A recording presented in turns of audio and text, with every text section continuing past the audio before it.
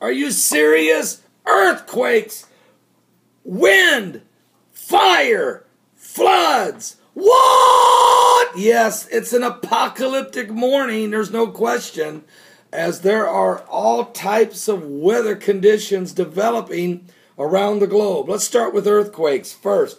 I want to thank Troy of North Carolina for this report. There's been a 4.3 earthquake in China. There has been a 5.3 Indonesia, 4.6 Tonga, 5.3 Japan. That's pretty strong. 4.7 Papua New Guinea. 5.0 earthquake in Alaska this morning. 4.5 Philippines. 5.0 earthquake Chile. 5.0 in New Caledonia. 4.6 Peru. 4.7 Mexico. 4.8 Mid-Atlantic Ridge.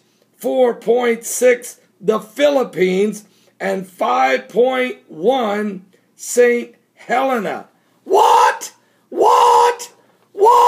But wait, there's more. Besides all this earthquake activity bouncing around the globe, causing the earth to reel and rock, we also, and this is going on a daily basis, by the way, and sometimes even more significant than that. Sometimes mega quakes, as we've been seeing lately. But also, Australia on fire. I want to thank Sheila of Alabama for this report. But Australia fires, the authorities are fretting over the bad, and it's getting worse in the forecast. Firefighters have worked desperately to contain the massive wildfires burning in the mountains west of Sydney on Tuesday, October 22nd, 2013. I want to say happy anniversary to my mom and dad today. It's their 53rd wedding anniversary. God bless. The Lord has blessed them. But with forecast of high winds, and dangerously hot weather, Australia authorities fear that more houses and lives will be lost. More than 200 homes have already been destroyed in New South Wales since Thursday of last week, which was the 17th of October. And when fires tore through the scattered communities in Sydney's outskirts, razing entire streets, one man died after suffering a heart attack just trying to protect his home. The forecast, the scenario for tomorrow, October 23rd, 2013, is about as bad as it can get, says the New South Wales Rural Fire Service Commissioner Shane Fitzsimmons.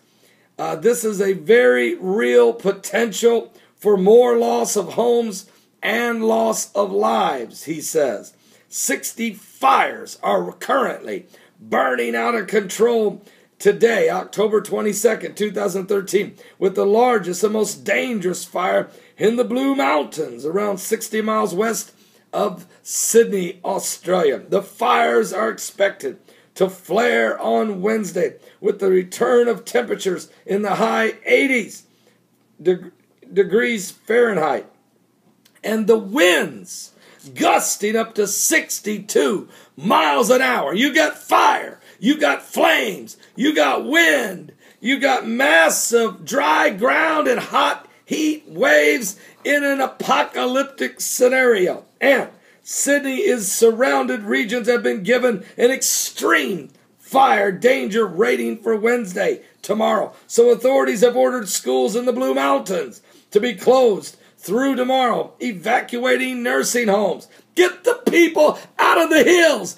Get them out of the mountains. The early season fires have burned through more than 300,000 acres and have a perimeter of some 990 miles. What? And air pollution in parts of Sydney spiked today, and dangerously high levels of smoke and ash have blanketed the capital city of Australia, there in Sydney. Thousands of firefighters, including some help from the New Zealanders, have joined the battle using hundreds of fire engines 90 different aircrafts trying to douse the flaming fires. It's almost like an inferno of hell burning across Australia, with steep hills carpeted by the dense forest and dotted with small communities. The Blue Mountains are a popular day trip from Sydney, but its rugged and often inaccessible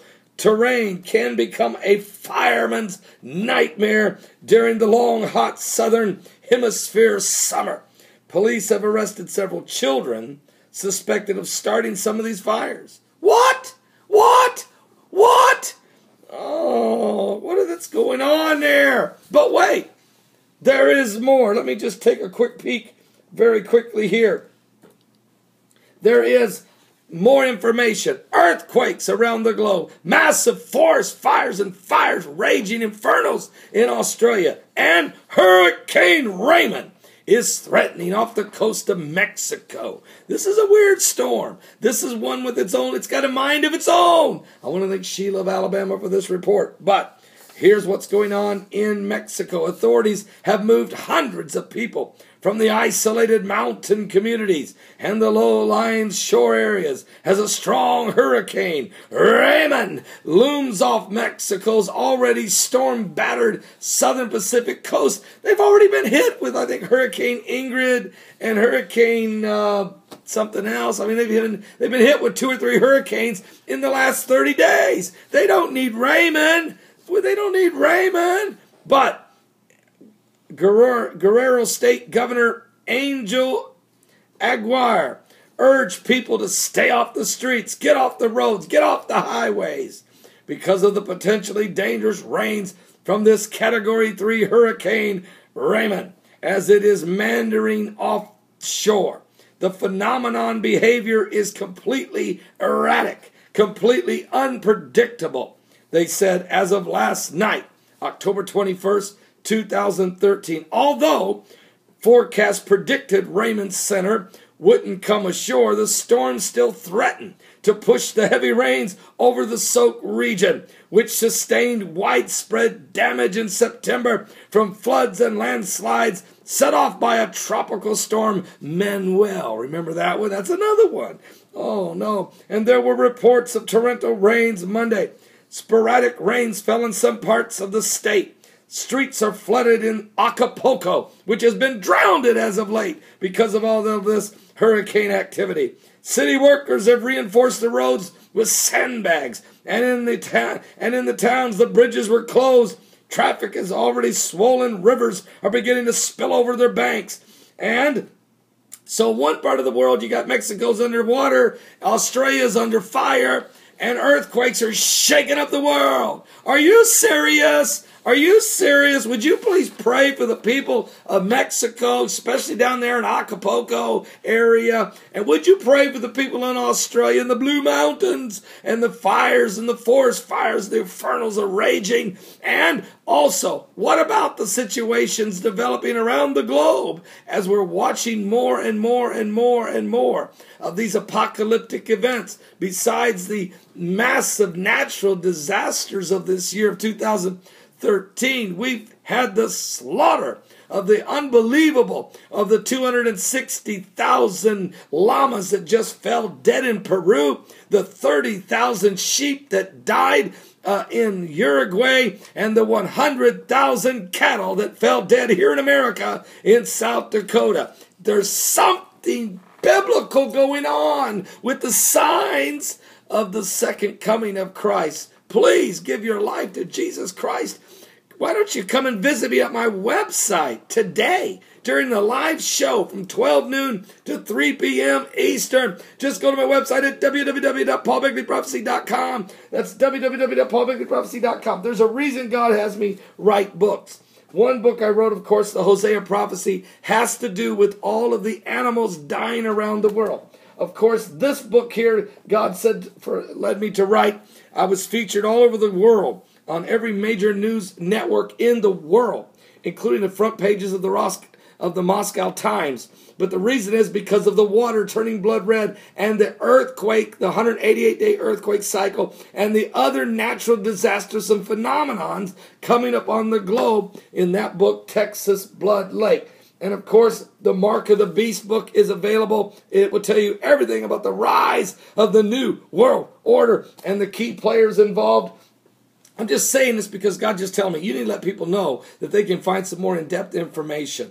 So I just want you to share those with you. There's other books also. My wife's book, there's other things available. But those three specifically are talking about the current world events, the fires, the flooding, the earthquakes, the phenomenon of the weather and the significant signs in the Bible, and the Hosea prophecy. Dead birds, dead fish, dead cows. All of these apocalyptic events should be opening the eyes of the blind, should be opening the eyes of the spiritually blinded. There's something biblical going on. Are you saved? Are you saved? Are you saved? Give your life to Jesus Christ. We're running out of time.